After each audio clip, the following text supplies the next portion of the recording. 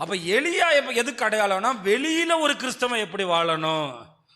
ஏனோக்கு எப்படிப்பட்ட அடையாளம்னா, தேவனுக்கும் நமக்கும் எப்படிப்பட்ட தொடர்பு இருக்கணும். சரியா? நம்ம வாழ்ற பூமி விக்கிரக வணக்கம் உள்ள பூமி தான். இந்த பூமியில வைராக்கியமா வாழ்ந்துதான் ஆகணும். இதுக்கு எலியா ஒரு முன் அடையாளமா இருக்கிறார். தேவன் உலக மனுஷர்களுக்கு முன்பாக தம்மை நம்புகிறவர்களுக்கு வைத்திருக்கிற நன்மை மிகவும் பெரிதா இருக்கிறது. பெரிதில்லை, மிகவும் பெரிது. எப்படியா? ஆமா. அதனால இந்த மாதம் உலகத்தில் விக்கிரக வணக்கங்களுக்காக போவார்கள், உடுத்துவார்கள், ஜாலியாக இருப்பார்கள், ஒரு வாரமாக ஜாலியாக இருப்பார்கள். ஒரு பக்கம் தெய்வீக வழிபாடுகளும் உண்டாயிருக்கும், ஒரு பக்கம் வேறு விதமான காரியங்களும் உண்டாயிருக்கும்.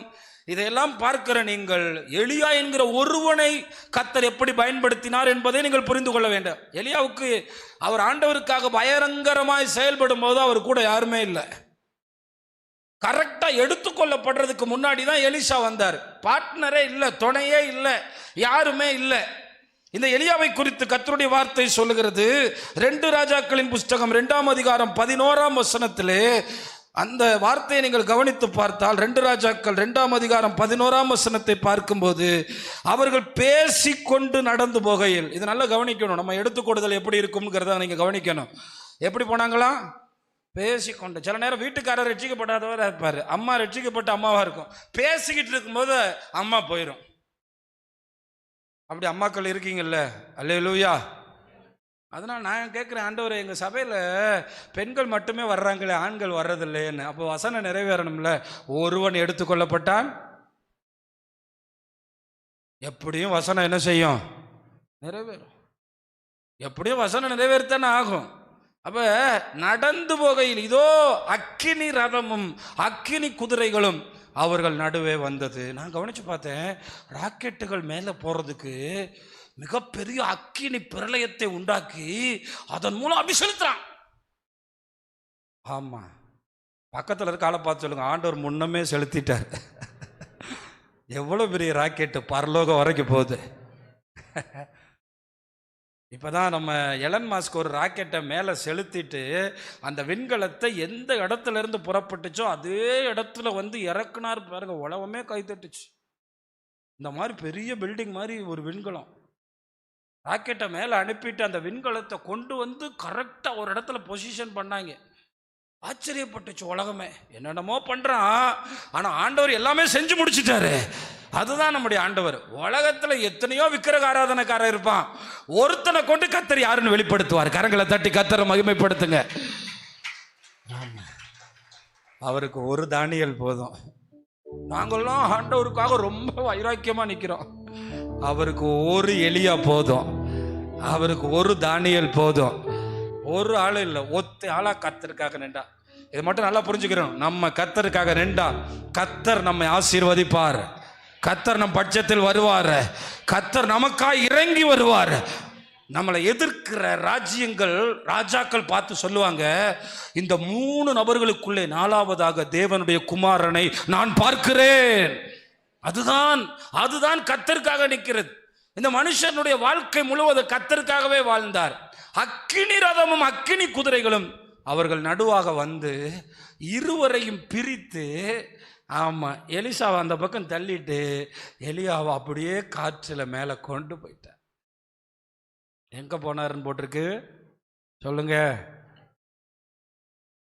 அப்பா இயேசுநாதர் சொல்றாரு, பரலோகத்துக்கு ஏறினவரும் பரலோகத்திலிருந்து இறங்கினவரும் வேற யாருமே இல்லைன்னு.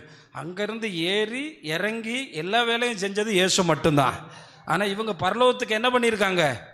ஏறி இருக்காங்க. இயேசுநாதர் சொன்னதுக்கு அப்புறம் எலியா இறங்கி வருவார், ஆனா மனுஷனா வரல. இது நல்லா புரிஞ்சுக்கிறோம். மனுஷனா வரல, மறுரூபமாக்கப்பட்ட நிலைமையிலேயே வந்து இயேசுவோட பேசினாங்க. வசனம் தான், வசனம் மாறாது. வசனத்தை சரியா கேட்டோம்னா ஆவியானவர் தெளிவுபடுத்துவார். அப்ப இயேசு மட்டும்தான் வந்தவரும் திரும்பி இங்கிருந்து போனவரும். எலியாவும் மற்றவர்கள் எல்லாம் இங்கிருந்து போனாங்க. சரியா? எலியா பரலோகத்துக்கு போனதாக வேதம் சொல்லுகிறது. தேவன் அவருடைய பக்கத்தில் எலியாவை வச்சிருக்காரு. அதனாலதான் செய்தி அனுப்பும்போது இயேசுநாதருக்கு மறுரூப மலையில யார் செய்தி கொண்டு வந்தா? எலியாவும் மோசே. இப்போ ஒரு ஆள்கிட்ட செய்தி அனுப்பணும்னா அந்த ஆள் உங்க பக்கத்துல இருக்கணும். அப்போ எனக்கு இது ஒரு பெரிய நம்பிக்கையை கொடுக்குது. நம்ம மரணத்துக்கு பின்னாடி நம்ம பேரு, நம்ம அடையாளம் எல்லாம் மாறாம கர்த்தர் வச்சிருக்கிறார். கையை தட்டி கர்த்தரை மகிமைப்படுத்துங்க. ஆமா. ஆனா ஒண்ணு மட்டும் நல்லா கை தட்டுறவங்களுக்கு சொல்லிட்டேன், இந்த உலகத்துல நீங்க வாழ்றது தான் அடையாளப்படுத்தப்படும். இந்த உலகத்தில் நீங்கள் ஆண்டவருக்காக நிற்கிறது தான் வேலை, பணம், சம்பாத்தியம், அதுக்குன்னே உங்களை ஒப்பு கொடுத்துட்டீங்கன்னா ஆண்டவர் என்ன கேட்பாரு உங்களை பற்றி? எலியா இப்படி பரலோகத்துக்கு எடுத்துக்கொள்ளப்பட்டது போல நாமும் எடுத்துக்கொள்ளப்பட போகிறோம். எலியா இப்படி பரலோகத்துக்கு, ஏனோக்கு இப்படி எடுத்துக்கொள்ளப்பட்டது போல நாமும் எடுத்துக்கொள்ளப்பட போகிறோம். பிரியமானவர்களே, இந்த எலியாவினுடைய வாழ்க்கையிலே இந்த எலியா என்னெல்லாம் காரியங்களை செஞ்சார் தெரியுமா?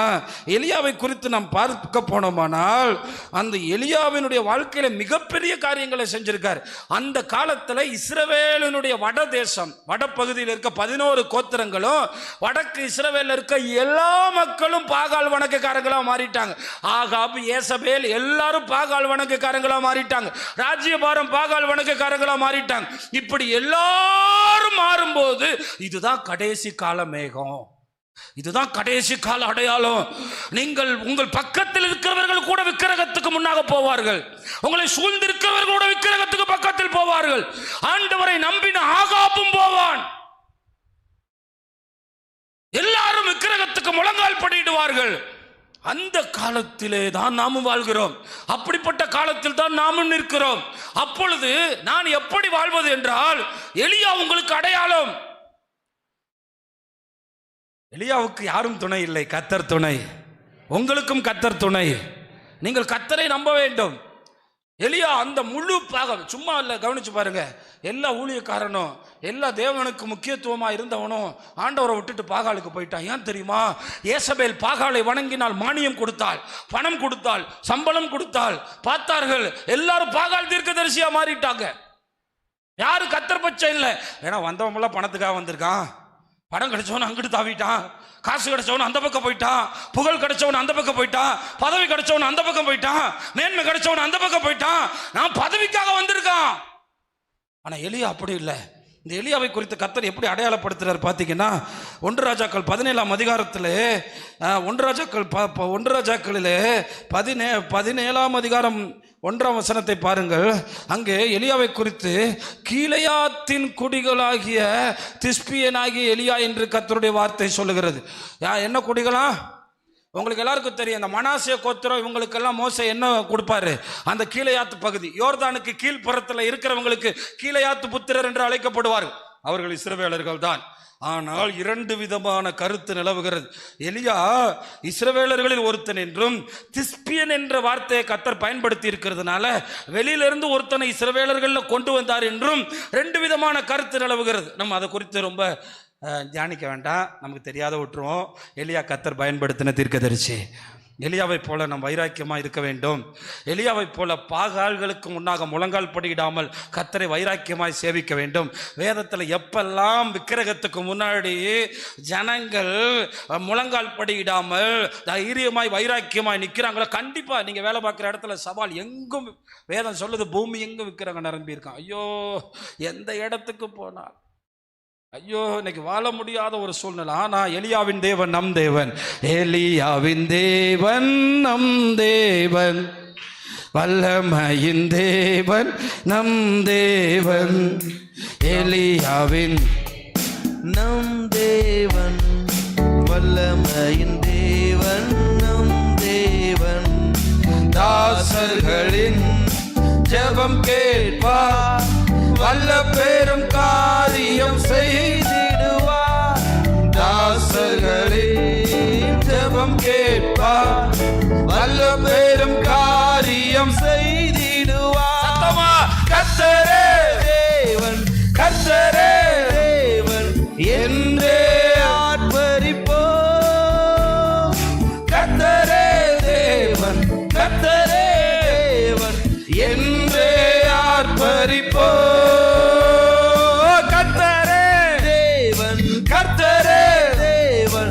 என்றே ஆர்ப்பரிப்போம். கர்த்தரே, கையை நல்லா தட்டுங்க பார்க்கலாம். பலத்தோடு தட்டுங்க. என்றே ஆர்ப்பரிப்போம். வேண்டிடும் பக்தர்களின் ஜெபம் கேட்டே பனிமலை நிறுத்தினார் வல்ல தேவன், வேண்டிடும் பக்தர்களின் ஜெபம் கேட்டே பனிமலை நிறுத்தினார் வல்ல தேவன்.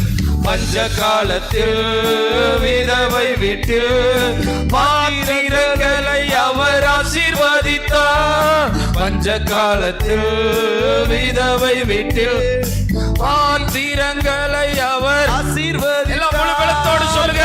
தேவன் ஆர்ப்பரித்து சொல்லுங்க. தேவன் என்றே ஆர்ப்பரிப்போ. கர்த்தரே தேவன் கர்த்தரே தேவன் என்றே ஆர்ப்பரிப்போ. அல்லேலூயா. ஒண்ணு மட்டும் சொல்றேன், அவன் போயிட்டான் பாஸ்டர், இவன் போயிட்டான் பாஸ்டர், அவன் வந்துட்டான் பாஸ்டர், அவன் விழுந்துட்டான் பாஸ்டர், அந்த அவன் போய் விக்கிரகத்துக்கு போயிட்டான். நான் சொல்றேன், எலியாவின் தேவன் நம் தேவன்.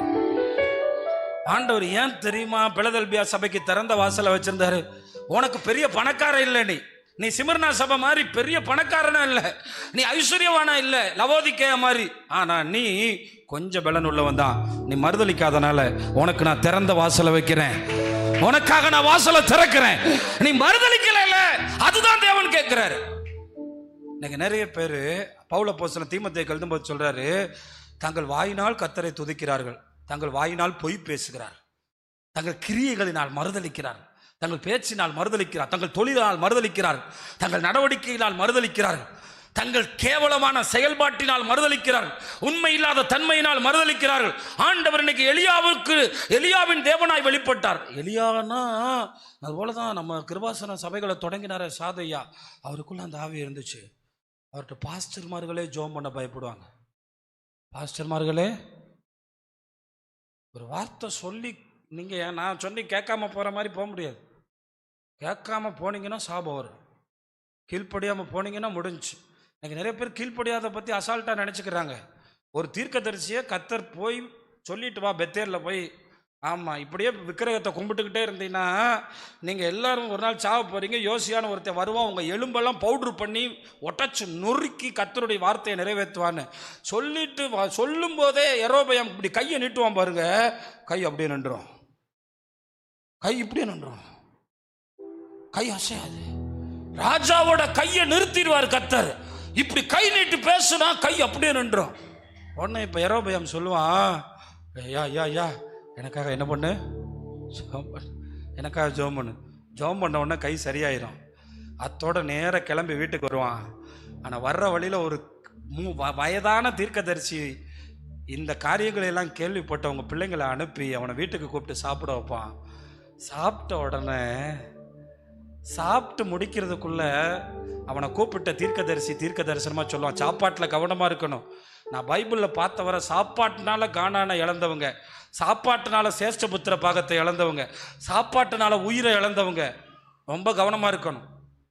சாப்பிட்ட உடனே அவனை கூப்பிட்டு அந்த கள்ள தீர்க்கதரிசி இருக்கான வயதான தீர்க்கதரிசி, அவனே தீர்க்க தரிசனம் சொல்றான், நீ போற வழியில கர்த்தருடைய வார்த்தைக்கு மீறி நீ சாப்பிட்டதுனால.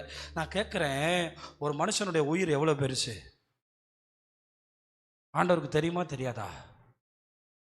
அவனுக்கு வேற தண்டனை கொடுத்துருக்கலாம்ல.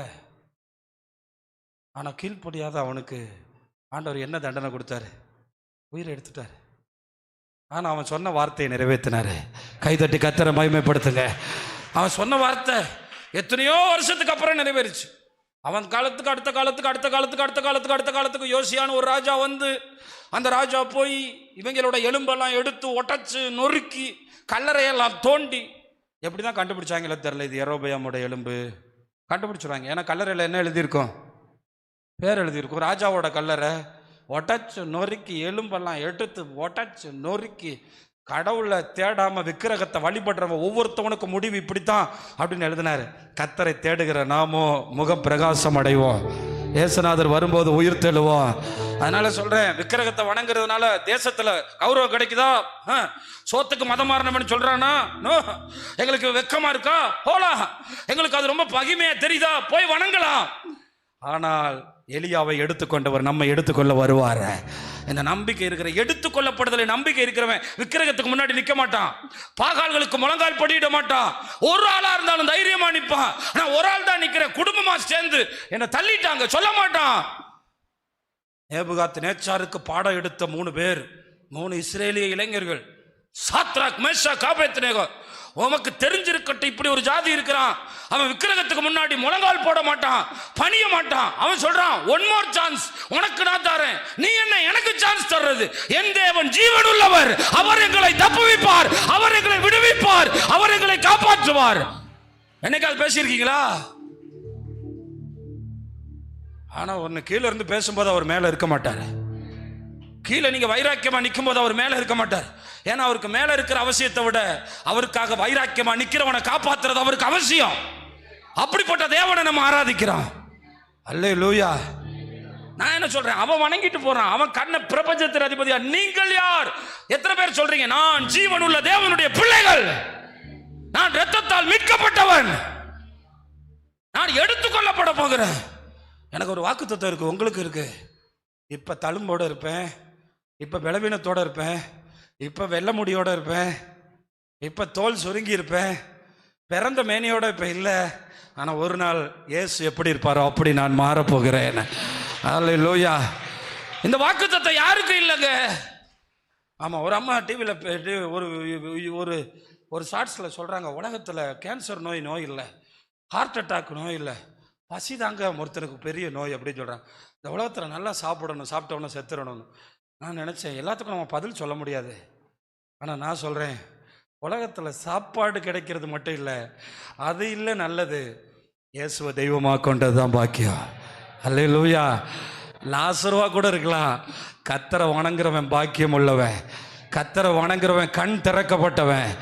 இந்த வைராக்கியம் இருக்கணும். தொட நடிங்க மாதிரி நிற்க கூடாது. உங்க நம்பிக்கையை யார் குலைக்க முடியும் சொல்லுங்க? நீங்கள் கர்த்தருக்காக நில்லுங்கள். அப்படிதான் நின்றார். ராஜாவை எதிர்த்து நின்றார், ஆகாபை எதிர்த்து நின்றார். ஆகாப எலியா எப்படி கூப்பிட்டார் தெரியுமா? 1 ராஜாக்கள் 18ஆம் அதிகாரத்தில் ஆகாப் ராஜாவை 18ஆம் அதிகாரம் 36ஆம் வசனத்தில் 18:36 சாரி அந்த வசனத்துக்கு முன்னாக 1 ராஜாக்கள் 21ஆம் அதிகாரத்தில் 20ஆம் வசனத்தை முதலாவது பார்ப்போம். 21:20 பாருங்க. அப்பொழுது ஆகாப் எலியாவை நோக்கி, என் பகைஞனே. ராஜா எலியாவை எப்படி கூப்பிடுறான்? பகைஞனே. எனக்கு நிறைய பாஸ்டர் சொல்லுவாங்க, எங்களுக்கு அவர் ஃப்ரெண்டு, இவர் ஃப்ரெண்டு, எங்களுக்கு அவரை தெரியும். ஆவடி ராஜான்னு ஒரு ஆள் நமக்கு தீர்க்க தரிசனம் சொன்னார், கேட்டிங்களா? நம்ம சீஃப் மினிஸ்டர் விஜய் அவர்களுக்கு அந்த தீர்க்க தரிசனம் அப்படியே 100% பழிச்சு செல்லவா? இப்போ ஆவடியில் போய் ஒரு விக்கிர கோயிலில் நின்று கும்பிட்ட வீடியோ வந்துச்சா? பார்த்தீங்களா? நீங்க பெரிய பாஸ்டர் மீட்டிங் நடத்துகிற பாஸ்டர் தான். ஆமாம், ஆனால் எலியா ஒருத்தன் தான் இருப்பான். கைத்தட்டி கர்த்தரை மகிமைப்படுத்துங்க. அல்லேலூயா. விசுவாசிகளே, அப்படிப்பட்ட வாக்குகளை நம்பி ஓடிவிடாதீர்கள், அப்படிப்பட்ட ஆட்களை பார்த்து ஓடிவிடாதீர்கள், தீர்க்க தரிசனங்களையும் அற்புதங்களை பார்த்து ஓடிவிடாதீர்கள். அவர் சொன்ன தீர்க்க தரிசனத்தில் ஒன்று கூட நிறைவேறாம போல, எல்லாம் நிறைவேறிச்சு. ஆனால் இன்னைக்கு நம்ம பாஸ்டர்ஸ் கேட்குறாங்க, நீ போய் விக்கிரகத்துக்கு முன்னாடி நிற்கிற அளவுக்கு ஆண்டவர்கிட்ட என்னப்பா கண்ட? ஆண்டவர் கேட்குறாரு, விக்கிரகத்துக்கு முன்னாடி கையெடுத்து நிற்கிற அளவுக்கு நீ அவர்கிட்ட என்ன அநியாயத்தை பார்த்த? என் ஜனங்கள் 2 விதமான தீமை செஞ்சாங்க. வெடிப்புள்ள தொட்டியை தங்களுக்கு தேர்ந்தெடுத்துக்கிட்டாங்க, என்னையும் விட்டுட்டாங்க, ஜீவனுள்ள தேவனையும். அதான் ஆண்டவருடைய கண்ணீர். ஆண்டவருடைய கண்ணீர். நீ அவரை விட்டுட்டா அவர் உங்களுக்கு உதவி செய்ய முடியாது, நீங்க அவரை பற்றி கொண்டா அவர் உங்களுக்கு பூரண சமாதானத்தை தருவார். என்னை கேட்டுக்கொண்டிருக்கிற தேவனுடைய பிள்ளைய, நான் ஒன்று மட்டும், ஆண்டவருக்கு மிகப்பெரிய வேதனை எப்போ உண்டாகும் தெரியுமா? ஒரு தேவனால் தெரிந்து கொள்ளப்பட்டவன் விக்கிரக வணக்கக்காரன்ட்ட போய் கையேந்தும் போது தேவன் உடைந்து போவார். ஆனா ராஜா எலியாவை பார்த்து சொல்றான், பகைங்கனே. எலியா அப்படி என்ன சொல்றாரு? என்னை கண்டுபிடிச்சாயா? அதற்கு அவன், கண்டுபிடித்தேன், கர்த்தரின் பார்வைக்கு பொல்லாப்பானதை செய்ய நீ உன்னை போட்ட. ராஜாவானாலும் பயப்பட மாட்டான். அதே எலியாவின் ஆவியோடு வந்தவன் தான் யோவான் ஸ்நானகன். அதனால்தான் ஏரோதை கண்டித்தான். எலியாவின் ஆவி உள்ளவர்கள் பார்த்து கொண்டு போக மாட்டார்கள், தவறுகளை பார்த்து கொண்டு தாங்கி கொண்டு இருக்க மாட்டார்கள். அது எவனா இருந்தாலும் கண்டிப்பார்கள். கண்டித்தான். நீ உன்னை விற்று போட்டாய். அடுத்த வசனம் என்ன சொல்லுகிறது? நான் உன்மேல் பொல்லாப்பு வர பண்ணி. பாருங்க, இப்படி பேசுறாரு பாருங்க ஒரு ராஜா கிட்ட. உலகத்துல எந்த ஊழியக்காரனாவது இப்படி பேச முடியுமா? உலகத்துல எந்த ஊழியக்காரனாவது இப்படி பேசியிருக்கானா கேட்டிருக்கீங்களா? எப்படி பேசுறா பாருங்க, எலியா எப்படி பேசுறாருன்னு பாருங்க. நான் உன்மேல் பொல்லாப்பு வரப்பண்ணி உன் சந்ததியை அழித்து போட்டு ஆகாபுக்கு சுவரில் நீர் விடும் ஒரு நாயாகிலும் இராதபடிக்கு இஸ்ரவேலில் அடைப்பட்டவனையும் விட்டுப்பட்டவனையும் சங்கரித்து. என்னவா? ஒருத்தனை விட மாட்டாராம். ஆமா, தேவனை வணங்குகிறவர்களை கொண்டு போய் பரலோகத்தில் சேர்க்கவும் தவற மாட்டார். தேவனை தவிர மற்றவைகளை வணங்குகிறவர்களையும் தேவன் விட மாட்டார். சத்தமா ஆமென் சொல்லுங்க. விடுபட்டவனை விட மாட்டார், அடப்பட்டவனை விட மாட்டார். பக்கத்தில் இருக்க ஆளை பார்த்து சொல்லுங்க, விடுபட்டவனை விட மாட்டாரு, அடப்பட்டவனை விட மாட்டார். சிக்கு இருக்கான் பாருங்களேன். நான் அதுக்குள்ளே சிக்கிட்டேன் பிரதர், எனக்கு வேறு வழி தெரியல. அவனையும் நீ சிக்கினாலும் சரி, நீ விடுபட்டாலும் சரி, அடப்பட்டாலும் சரி, சங்கரித்து நீ எனக்கு கோபம் உண்டாக்கி இஸ்ரவேலை பாவம் செய்ய பண்ணினது நிமித்தம். ஆண்டவருக்கு யார் மேலே தெரியுமா ரொம்ப கோபம் வரும்? யார் மேலே தெரியுமா ரொம்ப கோபம் வரும்? பாவம் செய்கிறவனை விட செய்ய பண்ணுறான்ல அவனை விட மாட்டார். பாவம் செஞ்ச ஆதாமை ஏவாளையும் காப்பாற்றினார். பாவம் செய்ய பண்ண பாம்பை நசுக்கி போட்டார். அல்லேலூயா.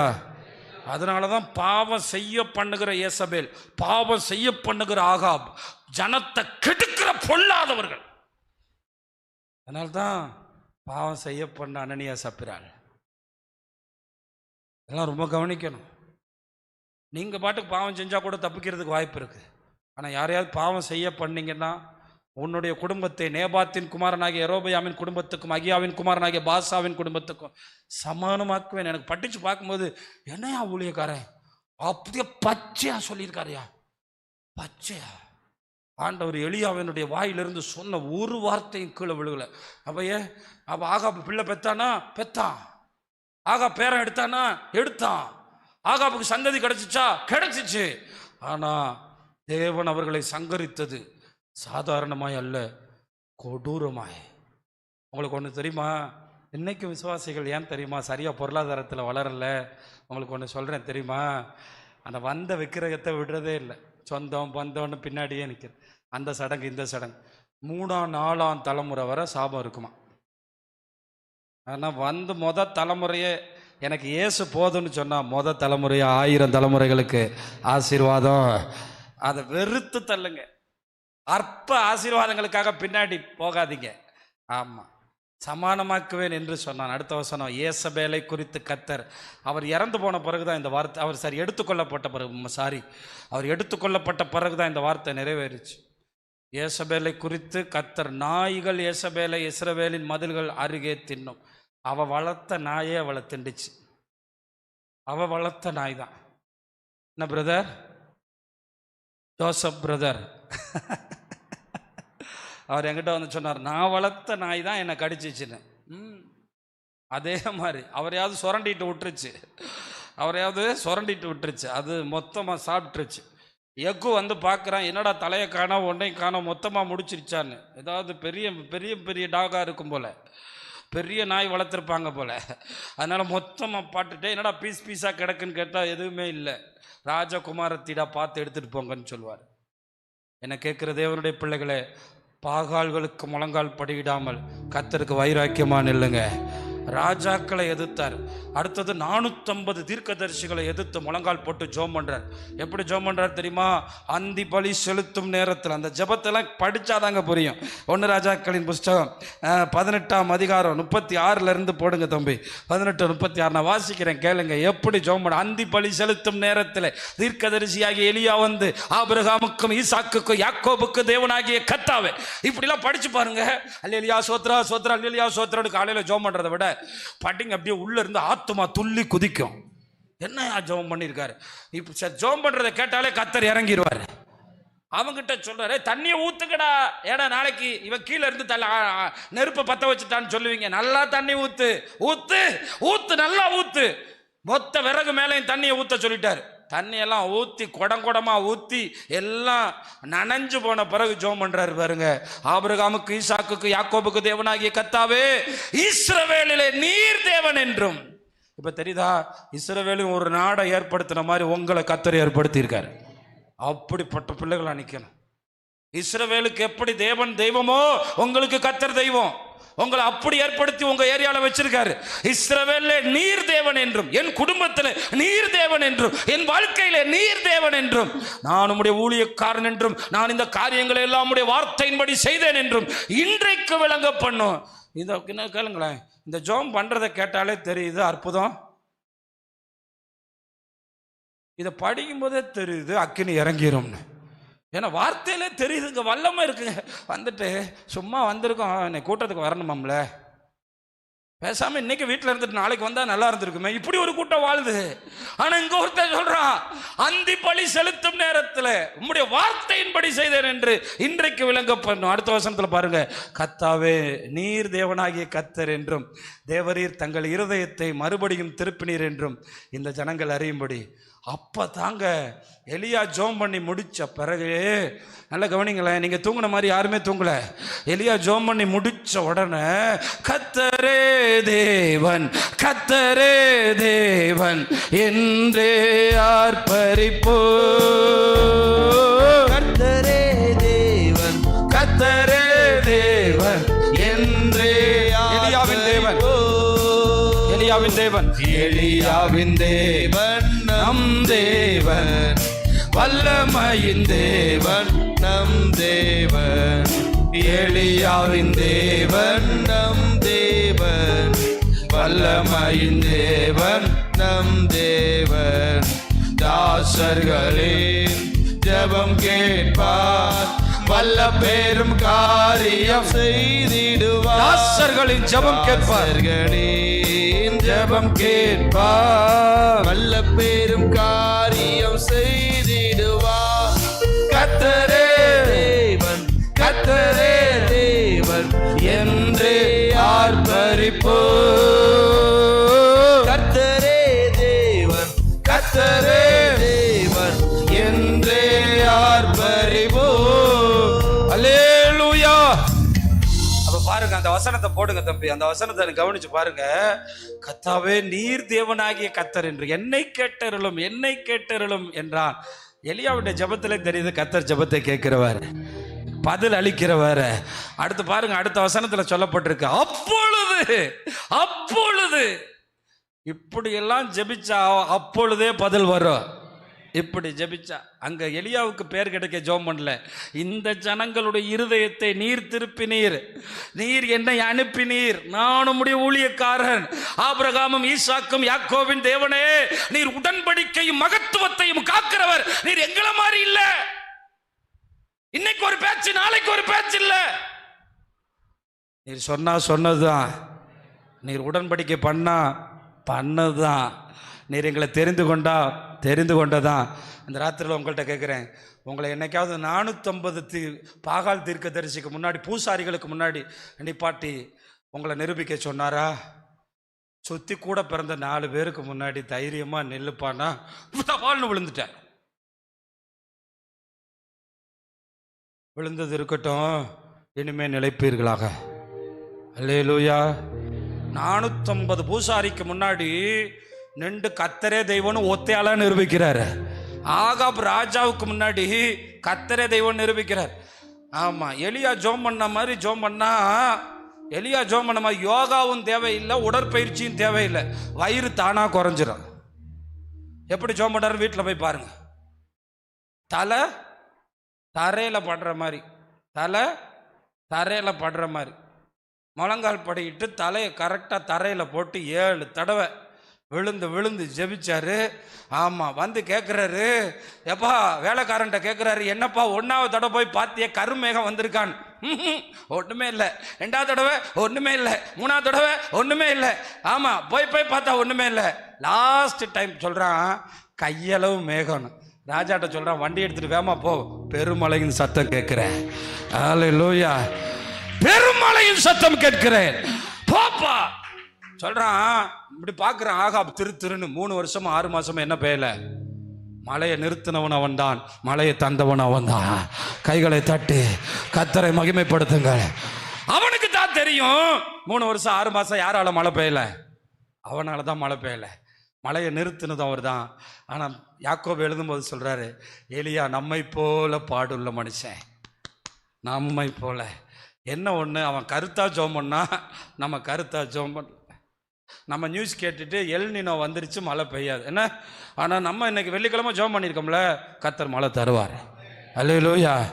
கருத்தா ஜோம் பண்ணிருக்கோம்ல, கர்த்தர் மழை தருவார். ஏன்னா எலியாவின் தேவன் இப்போ சொல்ற ராஜாக்களை எதிர்த்து நிற்கிறான், ஏசபேலை எதிர்த்து நிற்கிறார், 450 தீர்க்கதரிசிகளை எதிர்த்து நிற்கிறார். ஆனால் கடைசியா எலியா சோர்ந்து போனார். நல்லா கவனிங்க, நிறைய பேர் எலியா மாதிரி பிரகாசிக்கிற அநேகர் கடைசியில் சோர்ந்து போகிறாங்களே. சோர்ந்து போனாலும் அவங்க வாழ்ந்த வாழ்க்கையை வச்சு கர்த்தர் அவர்களை எடுத்துக்கொள்றாரு. சோர்ந்து போனாரு எலியா, சோர்ந்து போய் சூரிய செடியில் படுத்துக்கிட்டாரு. ஆனால் எலியா விக்கிரகத்தை வணங்கலை. கை தட்டி கர்த்தரை மகிமைப்படுத்துங்க. அல்லேலூயா. எலியா சோர்ந்து போனாரு, எலியா பாகாலுக்கு முழங்கால் படியிடல. எலியா சோர்ந்து போனாரு, சோத்துக்கு பிச்சை எடுக்கல. எலியா சோர்ந்து போனாரு, எசபேல்ட்ட மண்டியிடல. அல்லேலூயா. கை ஏந்தல. அல்லேலூயா. புரிஞ்சுக்கிறணும். சோர்ந்து போனார் தான், ஆனால் அதுக்காக உதவிக்காக எசபேல் அரண்மனையை தேடி ஓடலை, உயிர் பிச்சை கேட்டு ஓடலை. நிறைய எலியா மாதிரி வைராக்கியம் உள்ள ஆட்கள் எங்கள் அப்பாவை நான் பார்த்துருக்கேன். தொடக்க காலம் பயங்கர வைராக்கியம், முடிவு கொஞ்சம் சோர்வு தான். ஆனால் அந்த வைராக்கியத்தை கர்த்தர் கணக்கில் எடுக்கிறாரு. அல்லேலூயா. அந்த வைராக்கியத்தை கர்த்தர் கணக்கில் எடுக்கிறார். கணக்கில் எடுப்பார். பிரியமானவர்களே, நீங்கள் வைராக்கியமாக இருக்கீங்களா கர்த்தருக்காக? 2 தான் வருகையில் போகிறதுக்கு. உப்பு போட்டு சாப்பிட்டவங்களை போல இருக்கணும். நம்ம உப்பாக இருக்கிறோம். அல்லேலூயா. வைராக்கியமாக இருக்கணும். எங்கள் சபை ரொம்ப டைட்டான சபை. எதுக்கு வர்றீங்க? நான் ஒன்று மட்டும் சொல்லிட்டேன், விக்கிரகத்தை வெறுத்து கர்த்தருக்காக வைராக்கியமா நிற்க உள்ள வாங்க. 10 பேர் போனால் போறாயா? தைரியமாக சொல்கிறேன், தேவன் நியமித்தவைகள் நின்று கனி கொடுக்கும். நின்று கனி அடித்தாலும் போகாது. இதா நடாத நாட்டெல்லாம். ஆமாம், சிலர்லாம் போயிட்டா நான் உடனே ஸ்தோத்திரம் பண்ணிடுவேன். ஏன்னா இருந்து இவனை என்ன பண்ணுறதுனே தெரில. ஆத்தாடி. அது மட்டும் சொல்கிறேன், நல்லா கவனிச்சுக்கிறேன். ஒன்றும் பயப்படாதீங்க. எலியாவை காகம் கொண்டு போஷித்தவர் நம்முடைய தகப்பன். அல்லேலூயா. அதை குறித்து நீங்கள் கவனிக்கணும். இந்த ராத்திரியில் ஒரு தீர்மானத்தோட போகணும். வருகையில் போகணும்னா 2 பேர் தான் நீங்கள் ஞாபகமாக வச்சுக்கிறணும். ஒன்று ஏனோக்கு. ஆமாம், டெய்லி காலையில் ஏன் ஜெபிக்கணும், டெய்லி மாலையில் ஏன் ஜெபிக்கணும்? ஏனோக்கு. நான் ஏன் விக்கிரகத்துக்கு முன்னாடி, சொந்த பந்தத்துக்கு முன்னாடி போனேன், நான் ஒரு ஆள் தான் நின்றேன், விழுந்துட்டேன். அப்படி ஒரு சாப்பாடு தேவையில்லை. இன்னைக்கு ஆண்டவர்கிட்ட அறிக்கையிட்டீங்கன்னா இனி உயிர் போனாலும் அப்படிப்பட்ட பேர்களை உச்சரிக்காமலும், அப்படிப்பட்ட இடத்துக்கு போகாமலும், அப்படிப்பட்ட காரியங்களுக்கு எங்களை உட்படுத்தாமலும், எங்கள் தேவன் ஒருவரே தேவன் என்பதை எங்கள் மூலமாய் விளங்க பண்ணும்படி ஆண்டவரே நீர் அனுக்கிரகம் செய்தருளும் என்று நீங்கள் ஜெபிக்க வேண்டும். நான் சொல்கிறேன், ஆண்டவருக்கு எப்பயுமே வழி என்ன தெரியுமா? அவன் விக்கிரகத்துக்காரன். என் ஜனங்கள் மதிகேட்டை செய்தார்கள், என் ஜனங்கள் என்னை வேதனைப்படுத்தினார். எசேக்கியேல்லாம் படிப்பீங்களா? நாங்கள் இப்போ காலையில் எசேக்கியேல் படிக்கிறோம். காலையில் ஏன் படிக்கிறோன்னா அப்போ தான் கொஞ்சம் புரியும், இல்லைன்னா மற்ற நேரங்களில் புரிய மாட்டேங்குது. காலையில் படிக்கும்போது உள்ளேருந்து ரகசியம்லாம் வரும், அதை எடுத்து எழுதி வச்சுக்கிறணும். அதிகாலையில் படிக்க முடியாத பகுதிகளை. ஆமாம், வேதத்தின் ரகசியம் வந்து ரொம்ப ஆழமானது. அல்லேலூயா. ஆமாம், நல்லா கவனிங்க. ரஷ்யா வந்து உலகத்துக்குள்ளே தோண்டானா, அமெரிக்கா தோண்டி 7 கிலோமீட்டர் உள்ளே தோன்றினானா, தோண்டிட்டு டைலட் ஆகி விட்டுட்டானா. எத்தனை கிலோமீட்ரு? 7 கிலோமீட்ரு. அடுத்து ரஷ்யா தோண்டிக்கிட்டே இருந்தானா, எத்தனையோ வருஷமாக தோண்டியிருக்கான், 7-8 வருஷம்னு நினைக்கிறேன் தோன்றேன். உடனே நம்ம ஆளுங்க ஒரு ஆடியோவை ரெக்கார்ட் பண்ணி விட்டுட்டான். ரஷ்யாக்காரன் தோண்டும் போது என்ன சத்தம் கேட்டுச்சுன்னு. அதெல்லாம் ஒன்றுமே கிடையாது. ஏன்னா சொல்லப்போனால் நரகமே இன்னும் உருவாக்கப்படவே இல்லை. இன்னும் ஒரு ஆள் கூட போடல, ஒரு டிக்கெட்டு கூட நரகத்தில் இல்லை. பாதாளத்தில். ஆமாம், என்ன பாதாளத்தில் போவாங்க, நரகமே இல்லை. ஆனால் இவன் ரஷ்யாக்குள்ளே நரக சத்தம் கேட்டுச்சு, பயங்கரமாக கேட்டுச்சுன்னு. அதெல்லாம் இல்லை. பக்கத்து நாட்டுக்காரன் ரஷ்யா தோன்றதை பார்த்து எரிச்சல் பட்டு ஒரு MP3 ஆடியோவை ரெக்கார்ட் பண்ணி உள்ளே அனுப்பிவிட்டான். அதை நம்ம பாஸ்டர்கள் சர்ச்சா ஐயோ ஐயோ, ஏன்னா எல்லாருமே தமிழ் தெரிஞ்சவனால எப்படி கத்தியிருக்கான், ஐயோ ஐயோ ஐயோன்னு கத்தியிருக்கான். ஆனால் வேதத்தை மட்டும் படிங்க, வேதத்தை நம்புங்க. இதை தான் நான் சொல்கிறது. இதை ரொம்ப கவனமாக இருந்துக்கிறங்க, எல்லோரும் கவனிங்க. அப்போ தோண்டி பார்க்கும்போது உள்ளே போக போக தங்கம் இருந்துச்சா. தங்கத்தை பிரித்து பார்த்தா அதிகமாக மண்ணோட தங்கம் இருக்கா. நான் நினச்சி பார்த்தேன் நம்ம ஆண்டவர் எவ்வளோ பெரியவர்னு. ஆனால் மண்ணையும் தங்கத்தையும் பிரித்து எடுக்கிற அளவுக்கு தங்கம் போதுமான அளவா இல்லையா. ஆனால் எதுக்கு அங்கெல்லாம் தங்கத்தை போட்டு வச்சுருக்காருன்னு ஒன்றும் தெரியல. தங்கத்தை பூமிக்கு அடியில் கடைசியில் 12 கிலோமீட்டர் தோண்டிட்டு நிறைய ஆராய்ச்சிகளை பண்ணிட்டு அப்படியே விட்டுட்டாங்களாம் ரஷ்யா. அப்போ நம்முடைய ஆண்டவர் எவ்வளோ மகத்துவமான ராஜ்யத்தை நமக்காக கட்டி எழுப்புறாரு. 2000 வருஷமா நம்மளை எடுத்துக்கொண்டு அங்கே தான் போகிறாரு. அதனால சொல்கிறேன், இந்த மனுஷனால் உண்டாக்கப்பட்டதும் மனுஷன் ஞானத்துக்கு உட்பட்டதுமான இந்த விக்கிரகங்களையும், அதுக்காக அவங்க செலவு பண்ணுறதையும், அதுக்காக அவங்க நேரம் மெனக்கெடுறதையும், அதுக்காக இருட்டறையில் போய் விதையை போட்டு முளைக்க வைக்கிறதையும், அதுக்காக ரொம்ப மெனக்கெடுறதில் கொஞ்சமாவது நீங்கள் செஞ்சீங்கன்னா, என் தேவனே என்ற ஆண்டவர் சமூகத்தில் உட்கார்ந்து அவருக்காக வைராக்கியம் பாராட்டினீங்கன்னா நீங்கள் ரொம்ப ஆசீர்வதிக்கப்பட்ட மக்களாக இருப்பீங்க. என்னை கேட்குற தேவனுடைய பிள்ளைகளை, ஆமாம், நீங்கள் எவனை குறித்து பயப்படக்கூடாது. எலியாவை போல தைரியமாக நிற்கணும். ஆமாம், அவங்க பின்னாடி போகலன்னா சாப்பாடு கிடைக்காது பிரதர். அப்படிப்பட்ட ஆட்களுக்கு சாப்பாடு கிடைக்காது. அவங்க பின்னாடி போகலன்னா காசு கிடைக்காது பிரதர். அப்படிப்பட்ட ஆட்களுக்கு காசு கிடைக்காது. அவங்களுக்கு பின்னாடி போகலன்னா வீட்டில் தங்குறதுக்கு இடம் கிடைக்காது பிரதர். அப்படிப்பட்ட ஆட்களுக்கு இடம் கிடைக்காது. கடைசியில் நடுத்தரில் தான் நிற்பாங்க. ஆனால் தேவனுக்கு பின்னாடி வந்தால் கர்த்தர் சகலத்தை பார்த்து கொள்வார், கர்த்தர் சகலத்தை நடத்துவார். இங்கே இருக்க சகோதரர்கள் பயப்படாதீங்க. ஐயா, நீ கர்த்தர் கையை பிடிக்க பயப்படவே கூடாது. மனுஷ கையை பிடிக்க பயப்படு, கர்த்தர் கையை தரமாக பிடிச்சிக்க. எலியாவினுடைய வாழ்க்கை நமக்கு முற்பாடமாக இருக்கு. ஆமாம், எலியா ஏன் சோர்ந்து போனார் தெரியுமா? 2 காரியம். இதை நல்லா கிறிஸ்தவங்க புரிஞ்சுக்கிறணும். ஒன்று, ஏசபேலின் சத்தம் கேட்கணும். நிறைய பாஸ்டர் மாதிரி எலெக்ஷன் ரிசல்ட் வந்தால் சோர்ந்து போயிடுறோம், ஆட்சி மாற்றம் வந்தால் சோர்ந்து போயிடுறோம். ஆமாம், வேறு மதவாத கட்சி ஆட்சிக்கு வந்தால் சோர்ந்து போயிடுறோம். எதையும் கோலியாத்தின் சத்தங்களும் ஏசபேலின் சத்தங்களும் நம் காதில் விழுகக்கூடாது. கர்த்தரின் சத்தம் நம் காதுகளில் தொனிப்பதாக. ஹல்லேலூயா, ஆமென். கர்த்தரின் சத்தம் கேட்ட ஒரு மெய்ப்பனால் கோலியாத்தை வீழ்த்த முடியும். ஆனால் ராணுவத்தின் சகல உடைகளை உடுத்தி இருந்த சவுலுடைய சேவகர்களால் கோலியாத்துக்கு முன்னாக நிற்க முடியாது. பிரச்சனைக்கு முன்னாடி நிற்க முடியாது. வாழ்க்கையில சில சந்தர்ப்பங்களுக்கு முன்னாடி நிற்க முடியாது. சில மனுஷனுக்கு முன்னாடி நிற்க முடியாது. காலையில எழும்பி கர்த்தர் சத்தம் கேட்கிறது நம்மை பலத்தின் மேல் பலனடைய பண்ணோம். 2வது, எலியா சோர்ந்து போனதுக்கு காரணம், நான் நினைச்ச மாதிரி கடவுள் அந்த ஏசபேல ஒரு அக்கினி இறக்கி அழிக்கலேன்னு அவர் நினைக்கிறார். நான் நினைச்ச மாதிரி ஆண்டவர் செயல்பட மாட்டார். அவர் நினைச்ச மாதிரி தான் செயல்படுவார். நான் நினைச்ச மாதிரி எதிரியை தாக்க மாட்டார். பக்கத்தில் இருக்க ஆளை பார்த்து சொல்லுங்க, அவர் நினைச்ச மாதிரி தான் அவர் செயல்படுவார். ஆமாம், ஆபிரகாமுக்கு 100 வயசுல தான் கொடுக்குறாரு. அது அவருக்கு டிக்ஷனரி என்ன போட்டிருக்கு? குறித்த. ஆனால் அது தெரிஞ்சுக்கிட்டா சோர்வு வராது. அது தெரிஞ்சுக்கிட்டா என்ன வராது? இந்த 2 காரியம்தான். தாவீது கோலியாத்தை ஏன் அடித்தான்? வனாந்தரத்தில் யார் சத்தம் கேட்குறான்? யார் சத்தம் கேட்குறான்? ஆமாம், டாக்டர் உட்கார வச்சு சொல்கிறார், இந்த மாத்திரை எடுக்காதுன்னா நீங்கள் அன்றைக்கி செத்து போயிடுவீங்க, அன்றைக்கி நைட்டு உயிர் போயிடும். ஆண்டவரே, காதில் என்ன சத்தம் விழுகுது? டாக்டர் சத்தம், அந்த டாக்டர் முகம். ஆனால் கர்த்தர் சத்தம் என்னன்னு தெரியல. டாக்டர் இப்படி வேற சொல்லிட்டாரு. அடுத்து சொல்லுவாங்க, மாத்திரை 600 ரூபான்னு சொல்றானே. மாத்திரை எவ்வளவா? மாத்திரை 1000 ரூபான்னு சொல்றான். 1000 ரூபாய்க்கு நான் எத்தனை நாள் போடுறேன்? சோத்திரான்ட்டவர், நான் எப்படி போடுறேன்? நான் அவ்வளோ சம்பாதிக்கலையே. எலியா ஏன் சோர்ந்து போனா? ஏசபேலி சொத்து. அவன் தலையை எடுத்துட்டு வாங்கடா. யார் தலைய? எலியா தலைய. ஆனால் எவனுக்கும் தெரியாது, கர்த்தர் அவரை எடுத்துக்கொண்டார். உங்கள் தலையை இல்லை, உங்கள் முடியை கூட யாரும் எடுக்க முடியாது.